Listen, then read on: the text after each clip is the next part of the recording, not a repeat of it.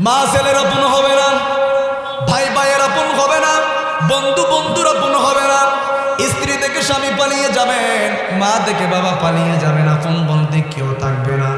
যেদিন 12টা সূর্য মানুষের মাথার উপর তাপ প্রদর্শন করবেন, জিহ্বাটা কুকুরের মতো বের হয়ে যাবেন, পাতের মারের মতো মানুষের মগজগুলা চোখ দিয়ে বের হবে, কান দিয়ে বের হবে, নাক দিয়ে বের হবে, ক্ষমতা রাখবে না। ক্ষমতার মালিক বলেন তিনি কে? এজন্য রব্বুল আলামিন বলেন তাবারাকাল্লাযী বিয়াদিহিল মুলকু ওয়া হুয়া আলা কুল্লি শাইইন কাদির। দুনিয়ার কেউ ক্ষমতাবান হতে পারে না, দুনিয়ার কেউ ক্ষমতার মালিক হতে পারে না, দুনিয়ার কেউ ক্ষমতাবান হতে পারে না। একমাত্র ক্ষমতার মালিক যিনি সারা বিশ্ব কন্ট্রোল করেন, যিনি পুরো পৃথিবী নিয়ন্ত্রণ করেন, চিৎকার দিয়ে বলেন তিনি কে? আচ্ছা, শিবালয় থানার ওসি সাহেব এসেছেন। মুসলমানের মসজিদগুলো ভেঙে দেওয়া হয়, মুসলমানের ঈদগাহের মাঠগুলো যখন বিভিন্ন কাফের মুশরিকরা যখন ধ্বংস করে, মুসলমান হিসাবে কলিজার মধ্যে আগুন জ্বলে কিনা? এজন্য আমার নবী বলেন মুসলমানরা মুসলমানের ভাই। ফিলিস্তিনে হোক, কাশ্মীরের মধ্যে হোক, বার্মার মধ্যে হয়ে থাকুক, মুসলমান যেখানে যাবে বিড়ালের বাচ্চার মতো মুসলমানরা বাঁচবে না। মুসলমানরা এক ভাই আরেক ভাইয়ের জন্য জীবন দিতেও দ্বিধাবোধ করে না, ঠিক কিনা বলে? আর আপনি যখন কাশ্মীরের মুসলমানের জন্য, ফিলিস্তিনের মুসলমানের জন্য, বার্মার মুসলমানের জন্য নিজের জীবনটা যখন উৎসর্গ করে দিবেন, রব্বুল আলামিন কালামুল্লাহ শরীফের মধ্যে জানিয়ে দিয়েছেন তারা সাধারণ মানুষের মতো ইন্তেকাল করে নাই। আল্লাহ রব্বুল আলামিন তাদেরকে শহীদের মর্যাদা দিয়ে ইন্তেকাল করেছে। এই জন্য আমাদের মতো ভাগ্যবান কেউ নাই।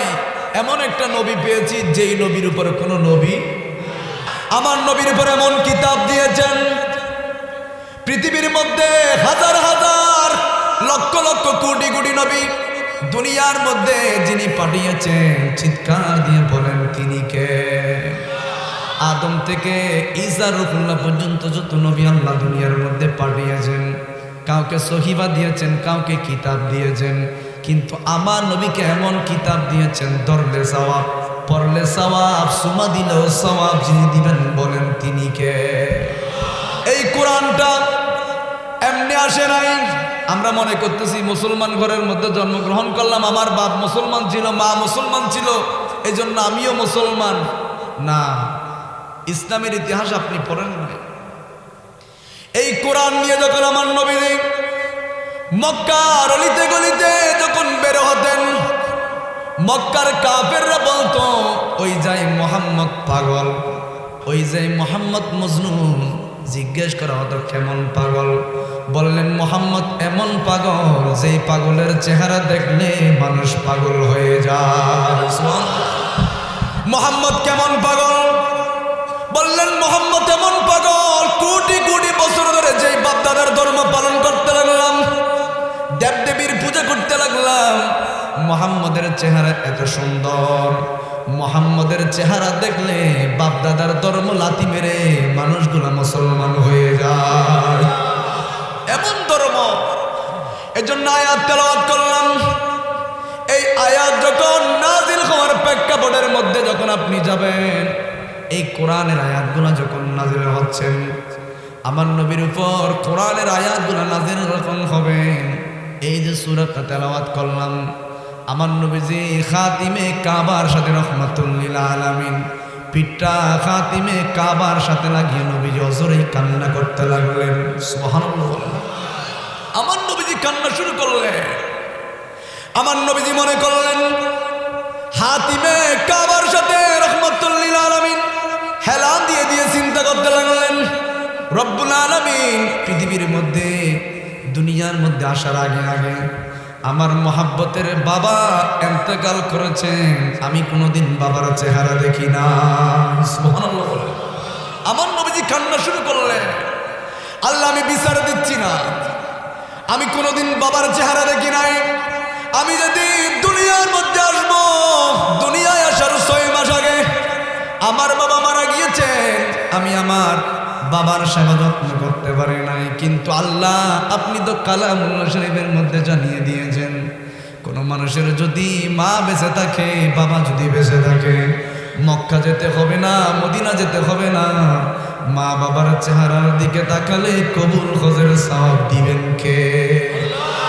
রব্বুল আলামিন আপনি আয়াত নাযিল করলেন, মা বাবার কদমের নিচে জান্নাত আপনি রেখে দিয়েছেন, মায়ের চেহারার দিকে তাকালে কবুল হজের সওয়াব হয়ে যায়, বাবার চেহারার দিকে তাকালে কবুল হজের সওয়াব হয়ে যায়। কিন্তু রব্বুল আলামিন এই আয়াত আপনি নাযিল করলেন, আমার বাবা নাই, আমি যখন দুনিয়ার মধ্যে আসলাম, আমার মহাব্বতের মা 6 বছর বয়সে মারা গিয়েছে। সুবহানাল্লাহ। আমি এতিম, আমার মাও নাই, বাবাও নাই। এজন্য আমার নবী যখন সাহাবীদেরকে নিয়ে আমার নবী যখন যুদ্ধের ময়দানের মধ্যে যাচ্ছিলেন, রহমাতুল লিল আলামিন একটা জায়গার মধ্যে গিয়ে দাঁড়িয়ে রইলেন। সাহাবায়ে কেরামদেরকে বললেন, ও আমার সাহাবায়ে কেরাম, তোমরা কান্না করবা না, আমি আমার মায়ের কবরটা জিয়ারত করব। এটা হলো আমার মা আমেনার কবর, জিয়ারত করব। সুবহানাল্লাহ। ইন্না দুআউ মাওকুফুন বাইনাস সামাই ওয়াল আরদ, দোয়া যে করেছেন বাইনাস সামাই ওয়াল আরদ, আসমান এবং জমিনের মাঝখানে লটকি থাকে, জমে থাকে, ঝুলন্ত থাকে। তো যাস না কেন? তোকে তো আমি এত মহাব্বত নিয়ে তাহাজ্জুদ পড়লাম, এত মহাব্বত নিয়ে ইবাদত করলাম, একটু আসমানের দিকে যাস না? তো ক্ষমতা তো নাই। তো ক্ষমতা কি? ওটা হলো নবীজির দুরূদ। লা তাসআদু মিনহু শাইউন হাত্তা তুসাল্লি আলা নবিকা হাবিবিকাল মুস্তাফা সাল্লাল্লাহু আলাইহি ওয়াসাল্লাম। যখন নবীজির দরুদ আপনি মনে করতেছেন দরুদ তো বললাম না, দরুদ কোথায়? আল্লাহ বলেন, তুই নামাজের মধ্যে দরুদ পড়বি না, তুই এমনি মিলাদে দরুদ পড়বি না, আমি আল্লাহ জানি। এজন্য এমন জায়গার মধ্যে ঢুকাই দিলাম যেখানে যেটা বাদ দিলে নামাজেই হবে না। ঠিক কিনা বলেন না? নামাজের মধ্যে দরুদ দিয়েছেন কে? আজানের মধ্যে আমার নবীজির নাম দিয়েছেন কে? একামতের মধ্যে নাম দিয়েছেন কে? আবার আল্লাহর নামের সাথে আমার নবীজির নাম যিনি লিপিবদ্ধ করেছেন তিনি কে? কবরের মধ্যে নামাই দিবেন। যেখানে কোনো মন্ত্রীর স্লোগান নাই, যেখানে কোনো প্রেসিডেন্টের কোনো স্লোগান নাই, যেখানে কোনো প্রাইম মিনিস্টারের স্লোগান নাই, কবরের মধ্যে নামাই দেওয়া হচ্ছে। ওখানে বলা হচ্ছে বিসমিল্লাহি ওয়া আলা মিল্লাতি রাসূলিল্লাহ। সুবহানাল্লাহ। আমার নবীজির নাম বাদ আছে। আবার কবরের মধ্যে বল, উঠে বস, ক্ষমতা কেন নাই? উঠে বসলেন, জিজ্ঞেস করা হবে, মা কুনতা তাকুনু ফি হাক্কি হাযার রাজুল, দেখো ওই নবীকে চিনো কিনা? আমরা কি বলবো? প্রাণের চেয়ে প্রিয় তিনি, নবী আমার কামলিওয়ালা। সুবহানাল্লাহ বলেন। ইনি তো আমার প্রিয় নবী। আমার নবী কি বলবেন? ও ফেরেশতা, টর্চারিং অনেক করেছো, অনেক জেরা করেছো, অনেক জিজ্ঞাসা করেছো, আমি কিচ্ছু বলি নাই। আমি দেখতে চেয়েছি আমার উম্মতটা আমাকে চিনে কিনা। যেহেতু আমাকে পরিচয় দিয়েছেন, আর কোনো প্রশ্ন নয়, লেবাসু মিন আহলিল জান্নাহ, তার জন্য জান্নাতে একটা পোশাক নিয়ে আসো। তো আমার নবী বলবেন তার কবরটা জান্নাতের বাগান করে দেওয়া হোক। এটা আমার নবী বলবেন। এজন্য কিয়ামতের ময়দানে সকল নবীরা পর্যন্ত আমার নবীদের রেওয়ায়ে হামদের পতাকার নিচে আশ্রয় নেওয়া ছাড়া বিকল্প কোনো পথ নাই। কারণ আসা আইয়া বা আসা রব্বুকা মাকামান মাহমুদা, এই দিন স্টেজ হবে একটা, চেয়ার হবে একটা, ওই চেয়ারের মধ্যে যিনি বসবেন তিনি হলেন আমার আপনার নবী রহমাতুল লিল আলামিন। সুবহানাল্লাহ। সিজদা মারবেন, গুনাহ করেছেন, আমার নবী বলবেন চিন্তার কোনো বিষয় নাই, আজকে আমি রহমাতুল লিল আলামিন তোমাদের জন্য সুপারিশ করব। মান ক্বালা আখিরি কালামিহি লা ইলাহা ইল্লাল্লাহ, যে ব্যক্তি জীবন একবার লা ইলাহা ইল্লাল্লাহ বলেছো, দাখালাল জান্নাহ, যতক্ষণ জান্নাতে যাবে না ততক্ষণ আমি নবীজি সিজদা থেকে উঠব না। সুবহানাল্লাহ বলেন। ওই নবীকে আমরা ভালোবাসতে চাই কিনা? আরো জোরে বলেন না, চাই কিনা? জন্ম আমার নবীর যুগে হলে কেমন হতো, জন্ম মানুষ অসংখ্য আসতেছে, আর যারা দাঁড়িয়ে আছেন আপনারা এখানে চলে আসেন, একটু গরম গরম চা দিবেন। এখানে আসছি, মাহফিল কমিটির বাইরে একটু চা ব্যবস্থা করবেন। তাহলে আমরা ওই নবীকে ভালোবাসতে চাই কি না? আরো জোরে বলতে হবে চাই কি না? সবাইকে বলতে হবে চাই কি না? দুই হাত তুলে বলেন চাই কি না? ওই নবীর মহব্বত চাই কি না? ওই নবীর মহব্বত থাকলেই জান্নাতে যেতে পারবেন। সুবহানাল্লাহ বলেন। কারণ কবরে বলা হবে তুমি ওই নবীকে চিনো কিনা। দেখবেন মহতম সাহেব, বড় মুফতি সাহেব সারা জীবন হাদিস পড়িয়েছেন, ওই ব্যক্তি বলবে হা গালা দিদি, আমি তো চিনি না, কেউ নেই। বুখারীর হাদিস শরীফ বলবে কেউ নেই। প্রশ্ন করবে কে? মানান্তা, আপনি কে? ফেরেশতা বলবে তুমি চিনো না, উনি তো রহমতুল লিল আলামিন। যার প্রশ্ন করা হচ্ছে কবরের মধ্যে, যার জন্য আল্লাহ দুনিয়া সৃষ্টি করেছেন, তুমি উনাকে চিনো না? তোমার কে? উনি কে? উনি রহমতুল লিল আলামিন। ওনার নাম কোরআনের এমন কোনো হরফ নাই, এমন কোনো অক্ষর নাই কোরআনের জায়গার মধ্যে আল্লাহ ঢুকাই দেয় নাই। কোরআনের প্রত্যেকটা হরফে হরফে, আয়াতে আয়াতে আমার নবীজির শান যিনি বর্ণনা করেছেন তিনি কে? তখন বলবো উনি রহমতুল লিল আলামিন। ও উনি রহমতুল লিল আলামিন, দেখ না আমি চিনি। কেমন চিনো? ওই নবীর বিরুদ্ধে আমি ফেসবুকের মধ্যে লিখতাম, ওই নবীর শান আজমতের বিরুদ্ধে আমি কথা বলতাম। ওই নবীর উপর যেই কোরআনটা রব্বুল আলামিন নাজিল করেছেন, ওই কোরআনের মধ্যে দাঁড়িয়ে প্রস্রাব করে কুলাঙ্গার আছে না নাই? কোরআনের মধ্যে দাঁড়িয়ে প্রস্রাব করে আছে না নাই? কোরআনের পৃষ্ঠাগুলা সিরে সিরে টয়লেটের মধ্যে ফেলায় আছে না নাই? ফড্ডা ভালো লাগে না, আজান ভালো লাগে না, কোরআন তেলাওয়াত ভালো লাগে না। ওই নবীর শান ও আজমতের বিরুদ্ধে আমি কথা বলতাম। ওই নবীর নামে মুস্তাফা শুনে ওই নবীর বিরুদ্ধে কুসরি কুসরি অনেক খারাপ খারাপ কথা বলতাম। ওই ফেরেশতা বলবেন কি করেছো? ওই নবীর বিরুদ্ধে তুমি কথা বলেছো।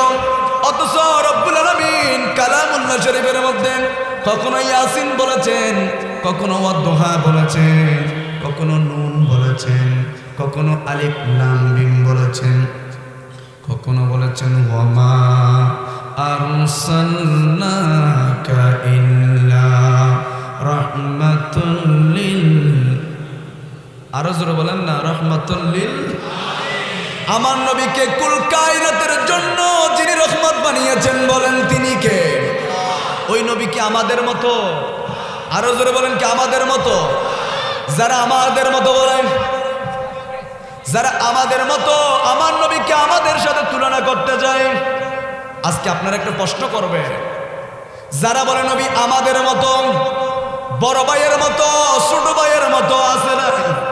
বলা যাচ্ছে না নাই? একটু জিজ্ঞেস করবে। আমার রহমতুল লিল আলামিন যেদিন দুনিয়ার মধ্যে আসবেন, আমার নবীজি দুনিয়ার মধ্যে আমাদের মতো আসে নাই। আমার নবীকে আল্লাহ জান্নাতি পোশাক করে দুনিয়ার মধ্যে পাঠিয়েছে। তো একটু চিন্তা করেন, আমাদের মতো যদি হতো, কোরআনের মধ্যে হাদিসের মধ্যে বললেন আমার নবী এসেছেন জান্নাতি পোশাক পরে, আপনি কেমনে আসলেন? এখানের ভাষায় কিভাবে কি বলে, কিভাবে আসছে? আপনাদের শরম লাগতেছে, কিন্তু মুখ দিয়ে তো বলতে পারেন নবী আমাদের মতো। বলা যাচ্ছে না নাই? কষ্ট পাচ্ছেন আপনারা? এগুলো কিন্তু হাদিস শরীফ বলতেছি, আমার নবী আসতেছে কি জান্নাতি পোশাক পরে।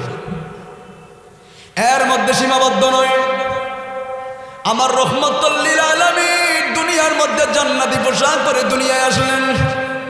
নবীজির ওই সুখের মধ্যে রব্বুল আলামিন জান্নাতি সুরমা দিয়ে পাঠালেন।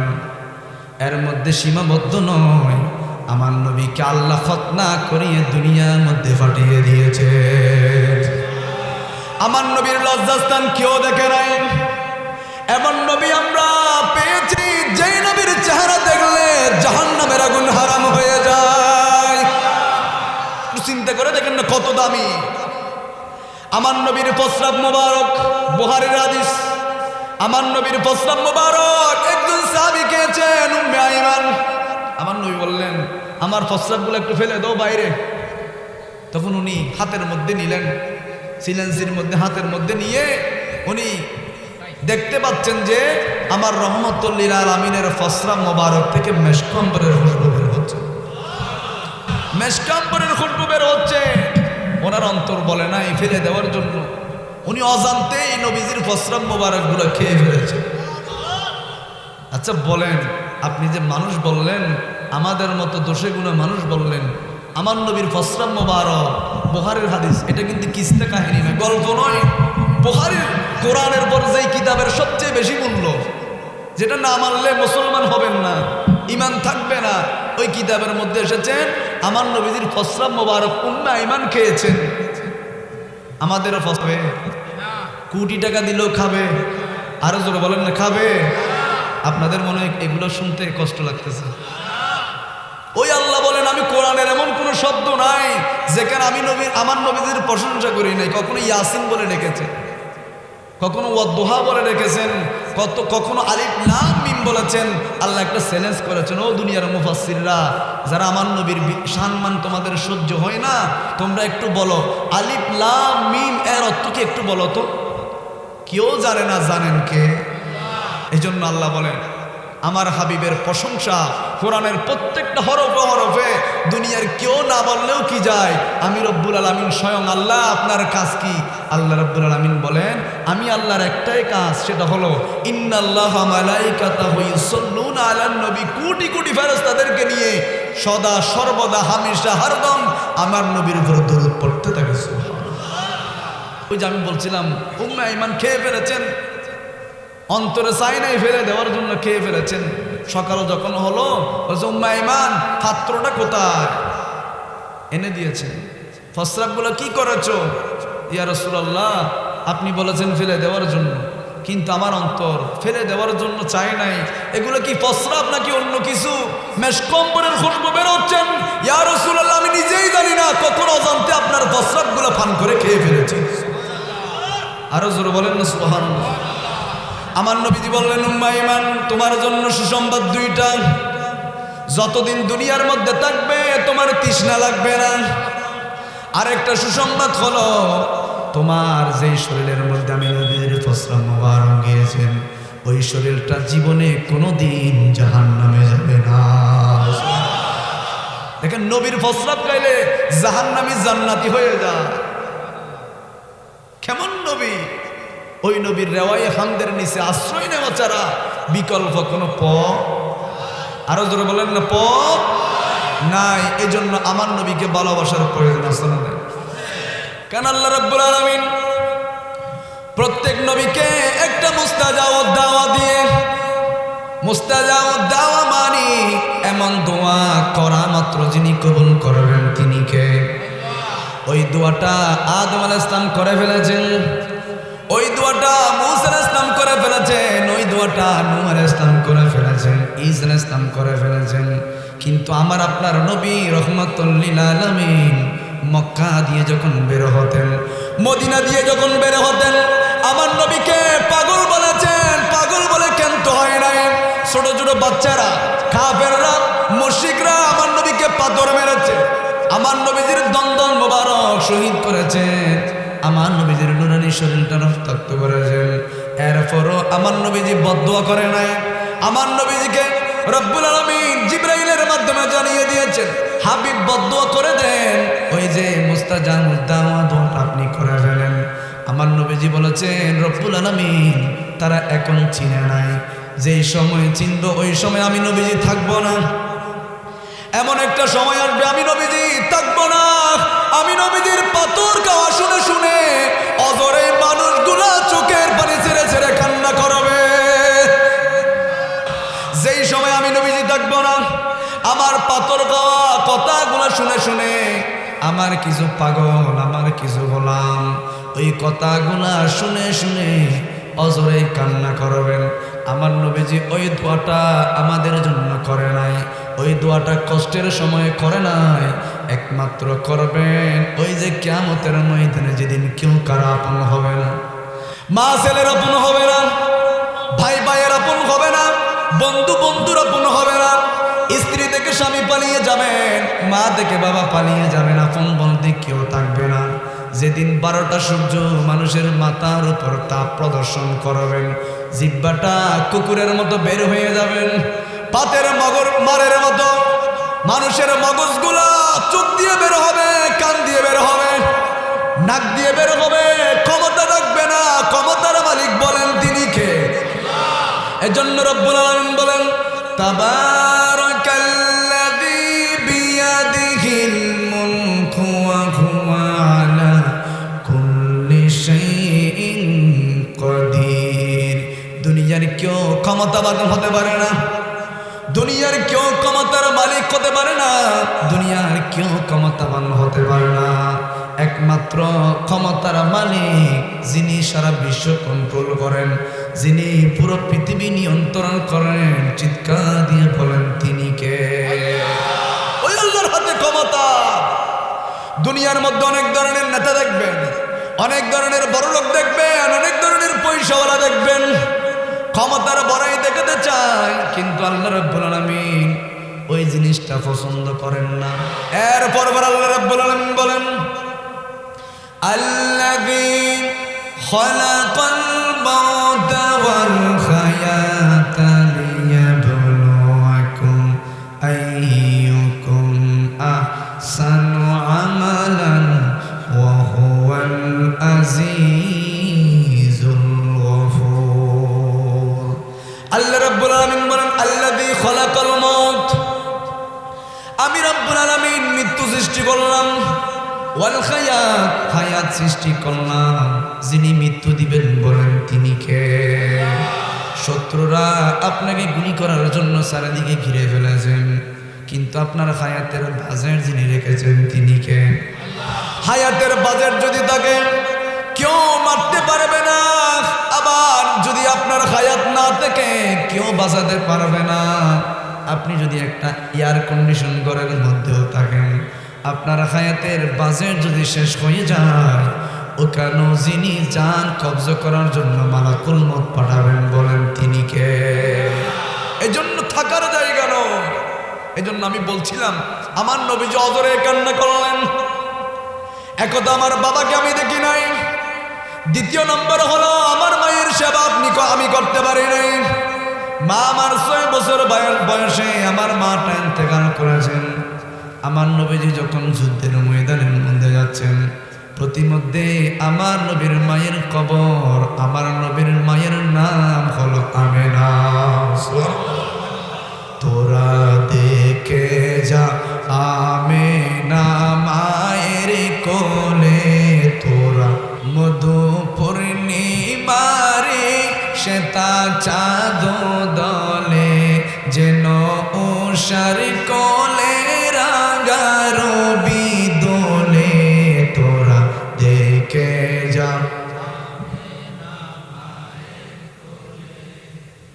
দেখে যা আমেনা।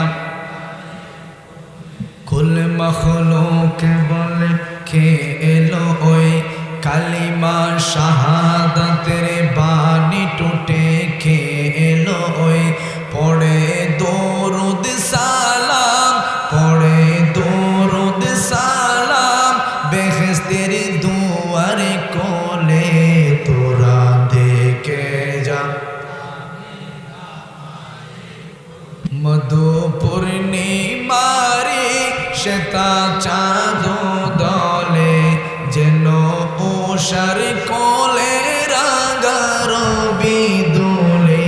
তোরা দেখে যা। তাহলে আমার নবীর মায়ের নাম কি? আরো জোরে বলতে হবে, মায়ের নাম কি? যারা যারা আমার নবীর মায়ের নাম বলেছেন জেনে রাখেন 10টা গুনাহ যিনি মাফ করে দিয়েছেন তিনি কে? কারণ আমার নবীর মা, আমার নবীর বাবা এমনি দামি কই নাই, ওনাদের গর্ব দিয়ে যিনি এসেছেন, দুনিয়ার নবী নয়, আদমের নবী, নূহের নবী, কুল কায়নাতের নবী হয়ে যিনি পাঠিয়েছেন বলেন তিনি কে? ওই নবীর মায়ের নাম।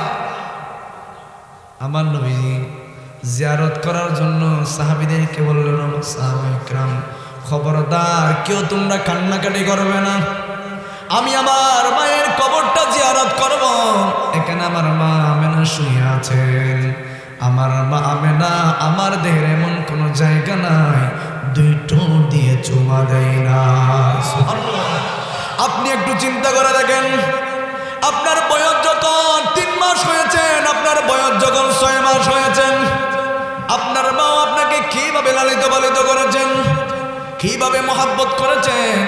আজকে যে বলা হয়েছেন কবরস্থানের পাশে এই মাহফিলটা করা হচ্ছে, অসংখ্য মানুষ, কারা বাবা রয়েছেন, কারা মা রয়েছেন, কারা আত্মীয় স্বজন রয়েছেন, কবরস্থানে আছে না নাই? বলেন না, আছে না নাই? আজকে তারা এই জন্য হয়েছেন, তাদের যার ছেলেটা মাহফিলের মধ্যে বসেছেন, যার ছেলেটা মিলাদের মধ্যে বসেছেন, ওয়াইস মাহফিলের মধ্যে বসেছেন, ওই মা বাবার কবরের আযাব আল্লাহ লাভ করে দিয়েছে। একটু চিন্তা করে দেখেন, আমার নবী বললেন আমার মা মেরা, আমার দেহের এমন কোনো জায়গা নাই দুই টুট দিয়ে চুমা দেয় নাই। আমার মাথার মধ্যে জাইতুনের তেল দিয়ে সিঁথি বানিয়ে দিতেন। এজন্য যারা মা বাবাকে বৃদ্ধ বয়সের মধ্যে কষ্ট দেয়, মা বাবাদেরকে বৃদ্ধ বয়সের মধ্যে বৃদ্ধাশ্রমে দিয়ে আসে, মা বাবাদেরকে ঘর থেকে বের করে দেয়, এরকম সন্তান আছে না নাই?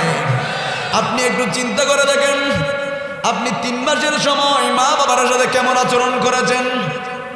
এজন্য আমার নবী বলেন, আল্লাহ কালামুল্লাহ শরীফের মধ্যে জানিয়ে দিয়েছেন, ওয়াবিল ওয়ালিদাইনি ইহসানা, মা বাবার সাথে সুন্দর আচরণ করো, মা বাবার সাথে ভালো আচরণ করো, যিনি খুশি হয়ে যাবেন তিনি কে? আল্লাহ বলেন আমার ফয়সালা দুইটা, একটা হলো ইবাদত করতে হবে একজনের জন্য, তিনি কে? আরেকটা হলো ওয়াবিল ওয়ালিদাইনি ইহসানা, যত সুন্দর ভাষা আপনি জানেন, যত সুন্দর কথা আপনি বলতে পারেন, মা বাবার সামনে বলেন, আরশ আজিম থেকে যিনি খুশি হয়ে যাবেন তিনি কে? অনেকেই মা বাবাকে বুড়া বুড়ি বলে, মা বাবাকে গালি দেয়, মা বাবা দেখলে বৃদ্ধাশ্রমের মধ্যে দিয়ে আসে, ঘর থেকে বের করে দেয়, আছে না নাই?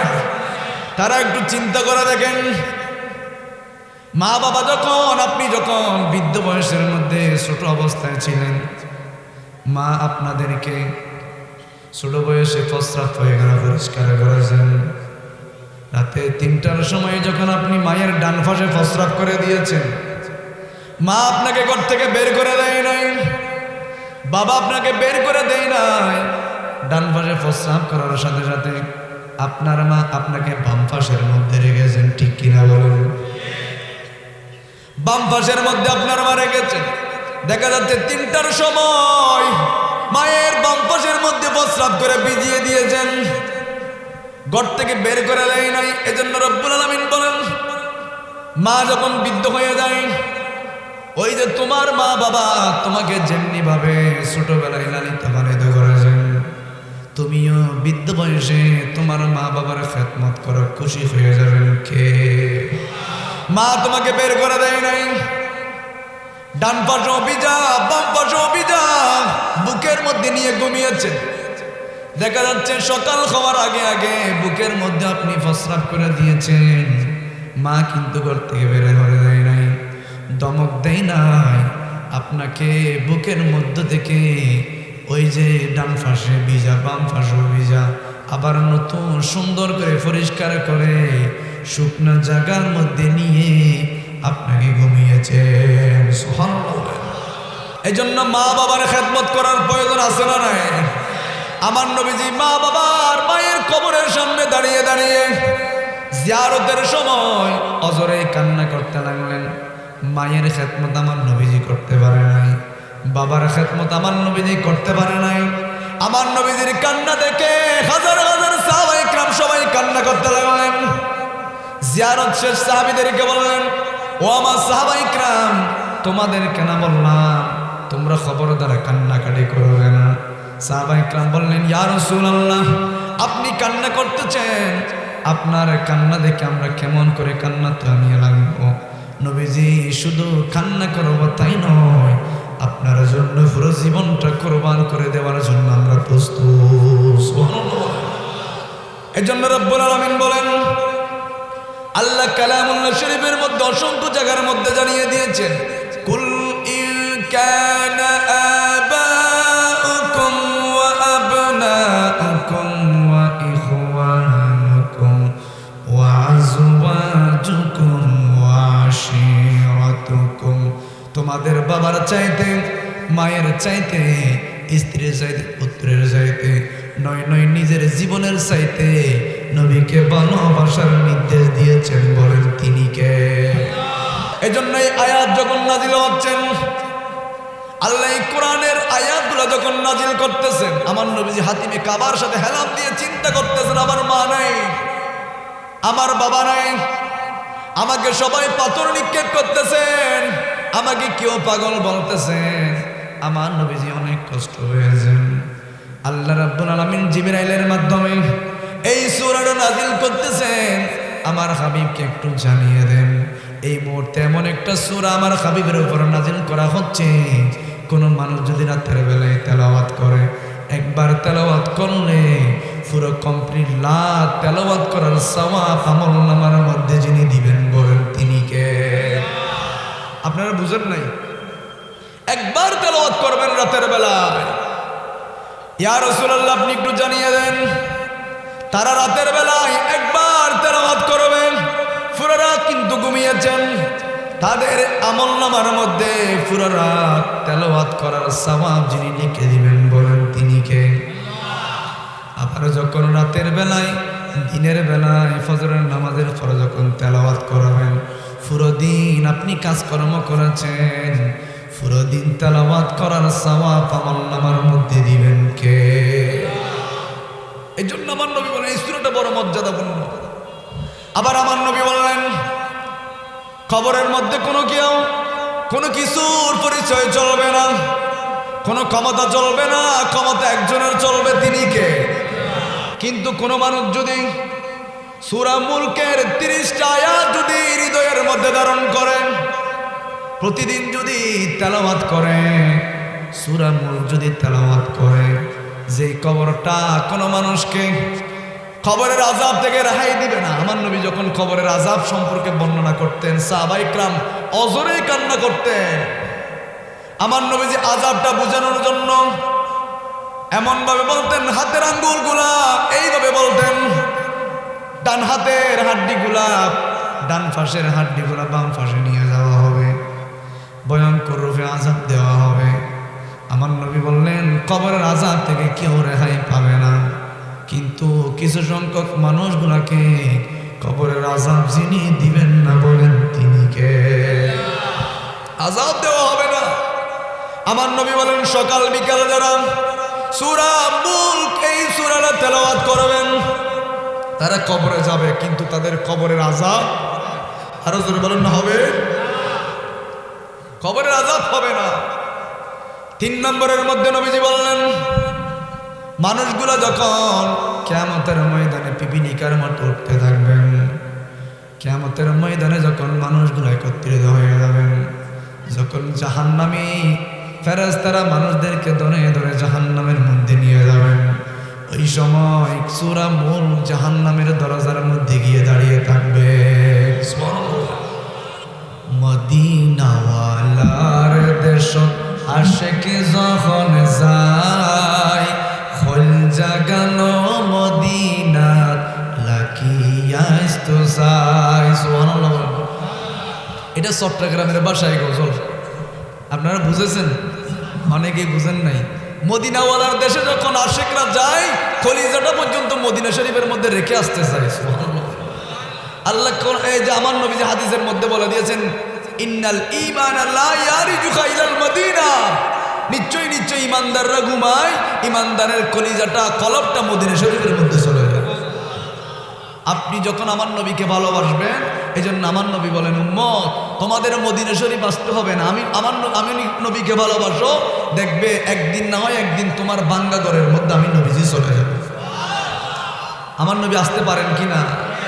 জালালউদ্দিন সুয়ুতি ৭৫ বারে দেখিল নবীজি, বলেন জালালউদ্দিন ৭৫ বারে দেখিল নবীজি, এতবারে দেখিয়াও নবী তিপিতি তাহারে হলো না। মদিনা মদিনা আশেক মুমিনের ঠিকানা, বলুন মদিনা মদিনা আশেক মুমিনের।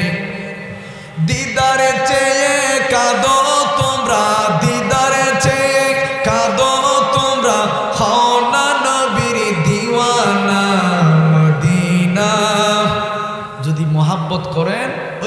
জালালউদ্দিন সুয়ুতী ফাঁসুর দরবার আমার নবীকে স্বপ্ন দেখেছেন।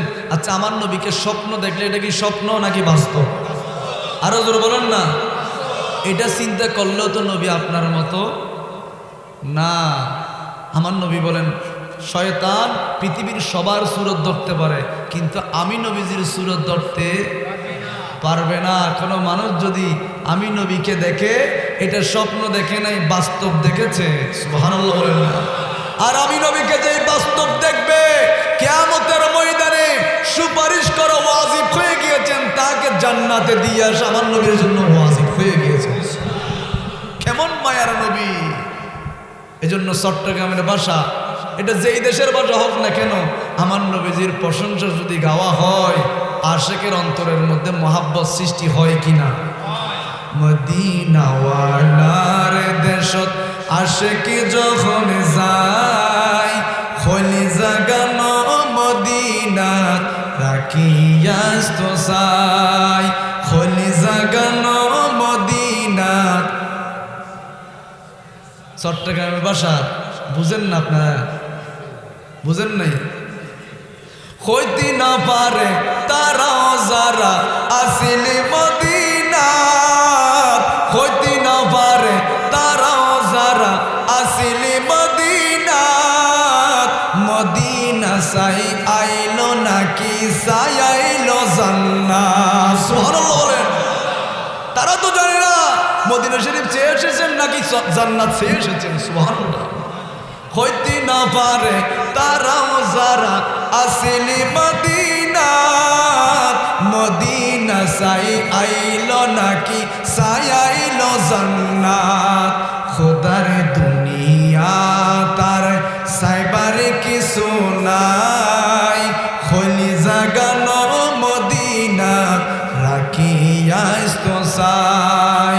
মদিনাওয়ালার দেশত আশেকে যখন যায়, খলি জাগানো মদিনাত রাখি, খলি জাগানো মদিনাত রাখি। মায়া বেগিন ডালি দিয়ে বানায়ে আল্লাহ, মায়া বেগিন ডালি দিয়ে বানায়ে আল্লাহ। এদিনই মায়া আর নবীরে লাগে তেল্লাই। সুবহানাল্লাহ। অর্থাৎ মায়া সবগুলো আমার নবীকে ডালে দিয়েছেন, এই জন্য এত মায়া লাগে। আমার নবীর মতো কাউকে এত সুন্দর করে যিনি বানায় নাই, তিনি কে? মায়া বেগিন ডালি দিয়ে বানায়ে আল্লাহ, এদিনই মায়া আর নবীরে লাগে তেল্লাই। চোখে লাগিব আহমদে সাইবার মতো সাইবাল্লাই, খলি জাগানো মদিনাত রাখিয়াস্ত চাই, খলি জাগানো মদিনাত রাখিয়াস। মদিনাওয়ালার দেশত আশেকে যখন যায়, খলি জাগানো মদিনাত রাখি, খলি জাগানো মদিনাত রাখি। ওই নবীর মদিনা যাওয়ার প্রয়োজন আছে না নাই? বলেন না, আছে না নাই? আমার নবী বলেন, কেউ যদি আমি নবীজির রওজায়ে পাক জিয়ারত করে, ওই ব্যক্তির জন্য সুপারিশ করা আমি নবীর জন্য ওয়াজিব হয়ে গিয়েছে। আর মদিনা শরীফ আপনি কেন যাবেন? দলিল শিখে নেন। রব্বুল আলামিন কালামুল্লাহ শরীফের মধ্যে জানিয়ে দিয়েছেন, আমার উম্মতরা গুনাহ করবেন, আমার উম্মতরা নামাজ তরক করবেন, জুলুমের পর জুলুম করবেন, আমার উম্মতরা অনেক গুনাহগার হবেন। মনে হবে নিজেই নিজে জাহান্নামী, এটা মনে হবে। অনেক গুনাহ আপনি করেছেন, অনেক সুদ আপনি খেয়েছেন, অনেক জুলুম আপনি করেছেন। আপনার নিজেকে নিজে মনে হবে আপনি বড় জাহান্নামী, আপনি বড় গুনাহ করেছেন। আল্লাহ রাব্বুল আলামিন বলেন, গুনাহ হওয়ার পর কোনো চিন্তা নাই, আমার নবীর দরবারের মধ্যে যাও, নবীকে উসিলা নিয়ে দোয়া করো। আমার নবী যদি সিগনেচার করে দেয়, জীবনের গুনাহ আল্লাহ মাফ করে দিবে। এই জন্য রব্বুল আলামিন বলেন, ওয়ালাউ আন্না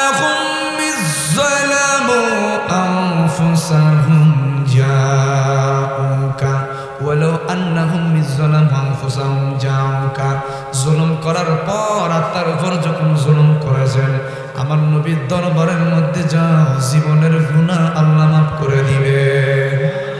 আরো জোরে বলেন না সুবহানাল্লাহ।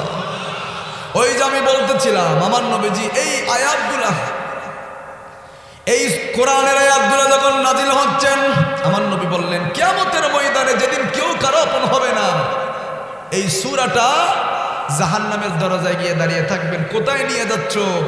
গুনাহগার হলেও জাহান্নামী ঠিক আছে, কিন্তু আল্লাহ তো আমার সাথে ওয়াদা করেছেন আমাকে তেলাওয়াত করলে ওই ব্যক্তিকে জান্নাত আল্লাহ দিবেন, সেজন্য আজকে জাহান্নামে নিয়ে যেতে দেওয়া। ওই জন্য ওই যে যখন জাহান্নামে নিয়ে যাওয়া হবে, সূরা মূল জাহান্নামের দরজায় কি করে থাকবে? আরো জোরে বলেন। দাঁড়িয়ে থাকবে। কথা কি বুঝতেছেন না? আমি তো সাধু ভাষায় বলতেছি, চট্টগ্রামের ভাষায় বললে তো বুঝতেন না। চট্টগ্রামের ভাষায় বলবে যে তিয়ে তাই চলছো না, চট্টগ্রামের ভাষা চলছো না। চট্টগ্রামের ভাষা বলে জাহান্নামের দরজায়, জাহান্নামের দরজায় তিয়ে দেখতো। এটা তো মানিকগঞ্জ, মানিকগঞ্জে তো চট্টগ্রামের ভাষা বুঝবেন না। তো ওই যে বললাম সূরা মূলটা জাহান্নামের দরজায় কি করে থাকবে? সবাইকে বলতে হবে কি করে থাকবে? দাঁড়িয়ে থাকবেন।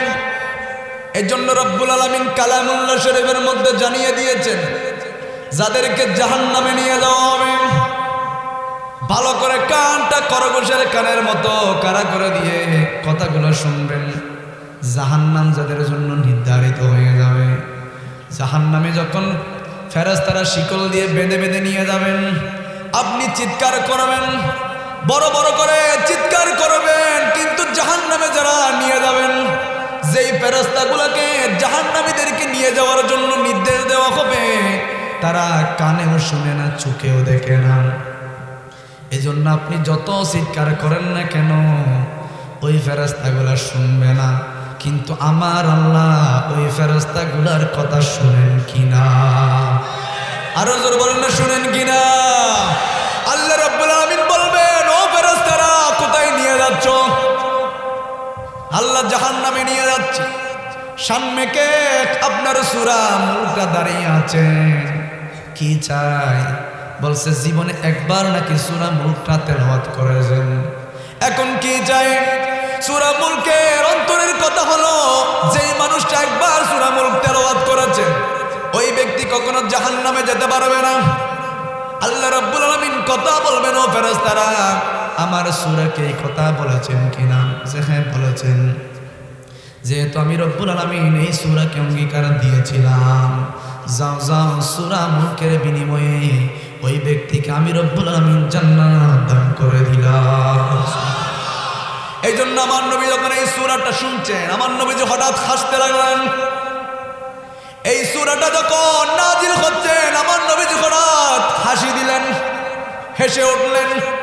সাহাবা ইকরাম প্রশ্ন করলেন, নবীজি এতক্ষণ পর্যন্ত আপনি নবীজির নূরানি চেহারায় অন্ধকার ছিল, আপনি নবীজি কান্না করেছেন কেন? আপনি এখন অজরে হাসতে লাগলেন, কেন হাসতে লাগলেন?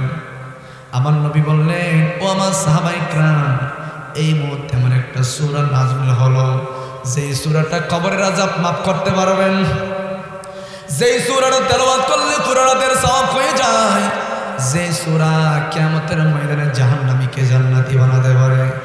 এজন্য আমি কান্না করে এখন থামিয়ে দিলাম।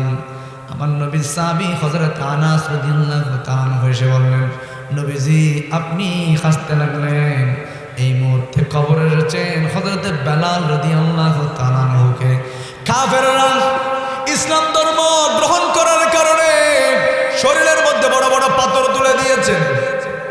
এই জন্য আমি বললাম, ইসলাম এমনি আসে নাই, ইসলাম এই পর্যন্ত এমনি আসে নাই। আচ্ছা, শিবালয় থানার ওসি সাহেব এসেছেন। আমি তো মনে করছিলাম ওসি সাহেব যে সুন্দর দাঁড়িয়ে রেখেছে, আমি মনে করছি একজন আলেম আসতেছে, যুব্য পরে আমি মনে করছি একজন আলেম আসতেছে, যেটা সত্যি কথা। ওই দিক থেকে যখন আসতেছে আমি মনে করছি একজন আলেম আসতেছে। আলহামদুলিল্লাহ, এটাই আমাদের আসল পরিচয়। কথা বলেন ঠিক কিনা? আচ্ছা, কবরের মধ্যে যদি যান, ওই সময় যদি ইসলামী লেবাস আপনাকে না পায়, ইসলামী ওই যে আয়ের আগে একজন ওয়াজ করতেছিল, ওই সময় যদি কবরের মধ্যে যদি এখন যেই পরিবেশের মধ্যে আসছি ওই পরিবেশের মধ্যে কবরের মধ্যে যদি যাই, নবীজির সুন্নাহ যদি আমরা সঙ্গে নিয়ে না যাই, নবীজির সামনে আমরা চেহারা কেমনে দেখাবো? ঠিক কিনা বলেন? এই জন্য এই মাহফিলগুলো এই জন্য করা হয়, এখান থেকে আমরা পরিবর্তন হয়ে এখান থেকে শিক্ষা নিয়ে, কারণ আমরা তো এই দুনিয়ায় চিরজীবন থাকবো না। আমার বাবাও চলে গিয়েছেন, দাদাও চলে গিয়েছেন, একটা সার্টেন পিরিয়ড শেষে আমাকেও চলে যেতে হবে। ঠিক কিনা বলেন না? এই জন্য এখান থেকে পরিবর্তন হয়ে জীবন যখন মাদানী রঙে আমার নবীজির সুন্নাহ মোতাবেক যখন সাজাবেন, কবরে যাওয়ার সাথে সাথে আর কোনো ভয় নাই, আর কোনো চিন্তা নাই। আমার নবীকে যখন আপনি পরিচয় দিতে পারবেন, পরিচয় কখন দিতে পারবেন? নবীজির লেবাস সুন্নাতগুলো যখন নিয়ে যাবেন, তখন আপনাকে আর মুফতি সাহেব হতে হবে না, মুফাসসির সাহেব আর হতে হবে না। যখন আশিক রাসূল হয়ে যখন কবরে যাবেন, দেখা মাত্র আমার নবীকে চিনে ফেলবেন। সুবহানাল্লাহ। ওই যে আমার নবীকে যখন চিনবেন, পরিচয় যখন দিবেন, আমার নবীজি এখন ফেরেশতাদেরকে বলবেন তোমাদের ডিউটি শেষ, যাও, তোমাদের ডিউটি হলো ওনার জন্য জান্নাত থেকে একটা পোশাক নিয়ে আসো, কবরটা জান্নাতের বাগান বানিয়ে দাও। আর আমার নবীজি বলবেন 8টা জান্নাতের দরজাগুলো খুলে দেওয়া হোক, 8টা দরজাগুলো খুলে দেওয়া হোক। তুমি ঘুমাতে থাকো, তোমার ঘুম শেষ হবে না। যখন আল কারিয়াতু মাল কারিয়া ওয়া মা আদরাকা মাল কারিয়া, যখন ইসরাফিল আলাইহিস সালাম ফুৎকার দিবেন, তখন মানুষগুলাকে যেখানে মারা গিয়েছেন, যেখানে কবরস্থ হয়েছেন, ওখান থেকে তুলবেন কে? আরো জোরে বলেন, তুলবেন কে? এজন্য আনাস রাদিয়াল্লাহু তাআলা আনহু এসে বললেন, ইয়া রাসূলুল্লাহ, এই মুহূর্তে কবর এসেছেন, আপনার সাহাবী হযরতে বেলাল রাদিয়াল্লাহু তাআলা আনহুকে কাফেররা পিঠের মধ্যে পাথর দিয়েছেন। বেলাল কিন্তু চুরি করে নাই, ডাকাতি করে নাই, মানুষের সম্পদগুলো লুণ্ঠন করে নাই। একটাই অপরাধ হলো আমার নবীজির কথা শুনে শুনে কালেমা পড়ে মুসলমান হয়েছে। আরো জোরে বলেন না সুবহানাল্লাহ। এজন্য আমার নবী বলেন, ও বেলাল, তুমি কি করো? তুমি এমন কি কাজ করেছো রে বেলাল, যার কারণে আমি নবীজি যখন মেরাজ শরীফের মধ্যে, যখন আরশ আজিমের মধ্যে আমি নবীজি গিয়েছি, বেলাল তোমার পায়ের শব্দ আমি জান্নাতের মধ্যে শুনতে পেয়েছি, জান্নাতে তোমার শব্দ শুনেছি। বেলাল রাদিয়াল্লাহু তাআলা আনহু বললেন, নবীজি, জানি না কোন কারণে রব্বুল আলামিন এত মর্যাদা দান করেছেন, আমার আযানটা আরশ আজিমে পৌঁছে দিয়েছেন, কিন্তু একটা কথা আমি আমার স্মরণের মধ্যে আছে নবীজি, যখন আপনি বলেছেন, ও বেলাল আনফিক ইয়া বেলাল, বেলাল আল্লাহর ধনভাণ্ডারের মধ্যে কম নাই, আল্লাহর রাস্তায় তুমি দান করো। নবীজি, আপনি তো জানেন আমার একটা মাত্র লুঙ্গি ছিল, গায়ে দেওয়ার মতো জামা নাই, ঘর নাই, বাড়ি নাই, কোনো আত্মীয় স্বজন কেউ নাই, কিন্তু আপনি রহমতের নবী বলেছিলেন, আনফিক ইয়া বেলাল, ও বেলাল আল্লাহর রাস্তায় দান করো। এই কথা যখন আপনি বলেছেন, আমার একটা লুঙ্গিকে 2 ভাগ করলাম, 1 ভাগ আমি আপনার কথা শুনে দান করে দিলাম। এই কথাটা আমার নবী যখন বললেন, বেলাল তুমি দাও, তুমি দাও না, তোমার মাধ্যমে দেন কে? আরো জোরে বলেন, দেন কে? এই কথা যখন আমার নবী বললেন, 2 ভাগ করে লুঙ্গিটা দিয়ে ফেললেন। আমার নবী বলেন, ও বেলাল, এজন্য তোমার আযানের শব্দটা তুমি কালো হলেও, ঘর না থাকলেও, পোশাক না থাকলেও রব্বুল আলামিন এত পছন্দ করেছেন রে বেলাল। তোমার আযানে সকাল হয়, তোমার আযানে আরশ আজিমের ফেরেশতারা সকাল করেন, বিকেল করেন, তুমি যদি আযান না দাও ওই সময় সকাল হয় না। সুবহানাল্লাহ বলেন। তোমার শব্দ আমি জান্নাতের মধ্যে শুনতে পেয়েছি, তোমার জান্নাতে যাওয়ার গ্যারান্টি আমি নবীজি দিয়ে দিলাম। ওই বেলাল একদিন ইসলাম যখন বিজয় লাভ করলেন, মুসলমানরা যখন বিজয় লাভ করলেন, প্রকাশ্য যখন ইসলামটা প্রচার করতে শুরু করলেন, আমার নবী বললেন, ও বেলাল তুমি আযান দাও, তোমার আযানটা দুনিয়ার মধ্যে সীমাবদ্ধ নয়, তোমার আযানটা আরশ আজিম পর্যন্ত পৌঁছে যায়। সুবহানাল্লাহ। যায়, বেলাল তুমি আজান দাও। আমার নবী বললেন, ও বেলাল, এতদিন তো হানে কাবাকে সামনে নিয়ে আজান দিয়েছ, এখন তুমি হানে কাবার ছাদের মধ্যে উঠে যাও, ওখানে একটু আজান দাও। আমার নবী বেলালকে খানে কাবার ছাদের মধ্যে তুলে দিলেন। বেলাল খানে কাবার ছাদ থেকে বললেন, নবীজি এতদিন তো হানায় কাবাকে সামনে রেখে আজান দিতাম, নবীজি আজকে তো হানায় কাবার ছাদের মধ্যে তুলে দিয়েছেন, কোন দিকে ফিরে আজান দেব? আমার নবী বললেন, ও বেলাল, তুমি কি জানো না কাবারও কাবা রয়েছেন, আমি রহমাতুল লিল আলামিন। সুবহানাল্লাহ। আজকে আমি নবীজির দিকে ফিরে আজান দাও। আমি নবীজি বললাম, কাবারও কাবা, আমি নবীজির দিকে ফিরে আজান দাও। যিনি কবুল করবেন চিৎকার দিয়ে বলেন তিনি কে? এজন্য আমার নবীর সাথে যারা বেজেছেন, আমার নবীকে যারা মহব্বত করেছেন, এজন্য খদিজাতুল কুবরা রাদিয়াল্লাহু তাআলা আনহা আমার নবীর জন্য জীবনের সর্বোচ্চ সবগুলা বিলীন করে দিয়েছেন। যেদিন ইন্তেকাল করবেন ওদিন আমার নবীজির হাতটা ধরে বললেন, নবীজি ইয়া রাসূলুল্লাহ, আপনি মক্কার জমিনের মধ্যে কাফের দ্বারা নির্যাতিত হয়েছেন, সবাই যখন আপনাকে দূর দূর করে তাড়িয়ে দিয়েছে, ওই সময় আমি খদিজাতুল কুবরা আপনাকে ছেড়ে যাই নাই। নবীজি, আমি শুনেছি আপনার জবানে খবর বড় অন্ধকার, খবরের মধ্যে কোনো ক্ষমতা চলে না, খবরের মধ্যে কোনো মিডিয়া চলে না, খবরের মধ্যে কারো ক্ষমতা চলে না, একজনের ক্ষমতা চলে, বলেন তিনি কে? ইয়া রাসূলুল্লাহ, আমি আপনার ইসলামের জন্য ধন সম্পদ দিলাম, এগুলার বিনিময়ে একটাও আমি চাই না, একটা দুইটা জিনিস চাইব, আপনি নবী কি আমার এই জিনিসগুলো দিতে পারবেন কিনা? আমার নবী বললেন, ও খদিজাতুল কুবরা, তুমি এটা কি বলছো? তুমি কি চাও আমাকে বলো। উনি বললেন, ইয়া রাসূলুল্লাহ, সম্পদ চাই না, কোনো সম্মান চাই না, তিনটা জিনিস চাইব, আপনি দিবেন কিনা বলেন। আমার নবী বললেন, বলো কি চাও, আমি রহমাতুল লিল আলামিন দেওয়ার জন্য প্রস্তুত হলাম। বললেন, নবীজি যেদিন আমি ইন্তেকাল করব, আপনি নবীজি একটু আমার জানাজার ইমামতি আপনি করবেন। ইয়া রাসূলুল্লাহ, দুই নম্বর হলো কবর বড় অন্ধকার, কবরের মধ্যে কোনো ক্ষমতা চলে না, কবর যখন করা হবে আমাকে রাখার আগে আগে আপনি রহমাতুল লিল আলামিন কবরের মধ্যে একটু শুইবেন।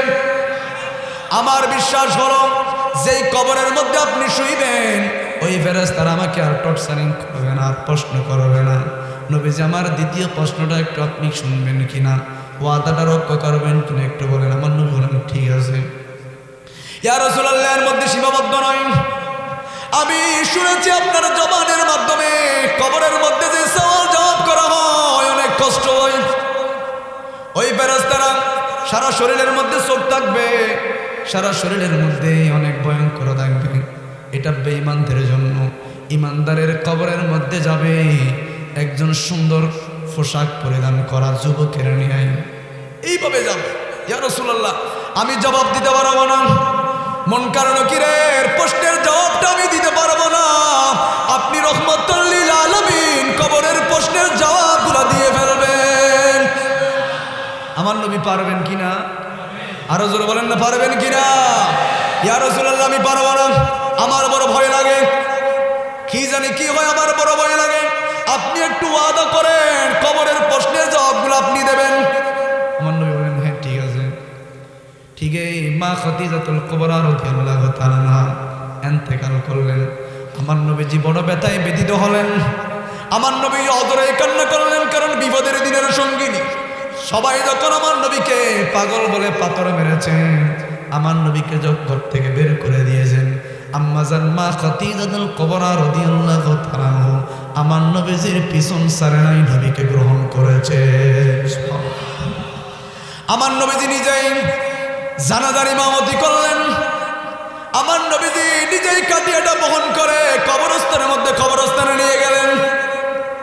আমার নবীজি নিজেই অজরেই কান্না করলেন, আমার বিপদের দিনের সঙ্গিনী।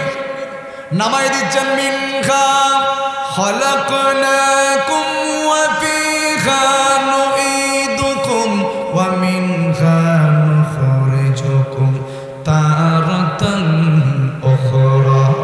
সুবহানাল্লাহ। এই মাটি থেকে তোমাকে সৃষ্টি করা হলো, এই মাটির মধ্যে রাখা হলো, আবার ইসরাফিল আলাইহিস সালাম যখন আল কারিয়াতু মাল কারিয়া ওয়া মা আদরাকা মাল কারিয়া, ভয়ঙ্কর ফুৎকার যখন দেওয়া হবে, কেউ মারা গিয়েছেন সমুদ্রের মধ্যে, কেউ মারা গিয়েছেন আগুনের মধ্যে, কেউ মারা গিয়েছেন ঝগড়ার মধ্যে, কেউ বিমান দুর্ঘটনায় মারা গিয়েছেন। ওই জায়গা থেকে, আগুন থেকে, ছাই থেকে যাকে যেই জায়গার মধ্যে দাফন করা হয়েছে, ইসরাফিলের ফুৎকার দেওয়ার সাথে সাথে যিনি তুলবেন বলেন তিনি কে? ওখান থেকে তুলা হবে। আমার নবীজি কবরের মধ্যে নামাই দিচ্ছেন অজরে কান্না। নামাই দেওয়ার আগে ওসিয়ত যে পূরণ করলেন, আমার নবীজি আগে কবরের মধ্যে শুয়ে বললেন। সাহাবা ইকরাম বললেন, ইয়া রাসূলুল্লাহ, অসংখ্য সাহাবীদের জানাজা আপনি পড়ালেন, অসংখ্য ইমামতি করলেন, এই জিনিসটা কার জন্য তা আমরা দেখলাম না। আম্মাজান খতিজাতুল কুবরার কবরের মধ্যে আপনি কেন শুয়ে গেলেন? আমার নবী বললেন, ও আমার সাহাবা ইকরাম, এই যে খতিজাতুল কুবরার সাথে আমার অঙ্গীকার হয়েছেন, ওয়াদা হয়েছেন, কবরে দেওয়ার আগে আগে আমি নবীজি যাতে একটু শুয়ে যাই। সুবহানাল্লাহ বলেন। এই জন্য শুয়ে গেলাম। এখন কবরের যখন মাটি দেওয়া হলো, বাঁশ দেওয়া হলো, কবর যখন কমপ্লিট হয়ে গেলেন, সিদ্দিক আকবর নবীকে বললেন, ইয়া রাসূলুল্লাহ, চলেন বাড়ির মধ্যে যাই। ইয়া রাসূলুল্লাহ, কাফন পরালাম, আপনি নিজেই জানাজা পড়ালেন, কবরের মধ্যে শোয়াই দিলাম, কবর তো কমপ্লিট হয়ে গিয়েছেন, নবীজি চলেন বাড়ির মধ্যে যাই। আমার নবী কান্না করে বললেন, ও সিদ্দিক, তোমার মন চাই তুমি বাড়ির মধ্যে যাও, ও আমার সাহাবা ইকরাম, তোমাদের মন চাই তোমরা বাড়ির মধ্যে যাও। এই যে কবরের মধ্যে আজকে শেষ বিদায় যারকে দিলাম, ইনি কিন্তু সাধারণ মহিলা নয়, যাকে আরশ আজিম থেকে রব্বুল আলামিন সালাম দিয়েছেন। আরো জোরে বলেন না।